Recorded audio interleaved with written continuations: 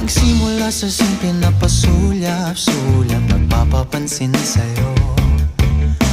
Umabot sa palitan ng mga mensahe, kilig na kilig ako. Kumusta, kain na, hello, magandang umaga. Ingat ka, pahinga, huwag kang masyadong magpupuyat pa. Naramdaman ng puso na dahan-dahan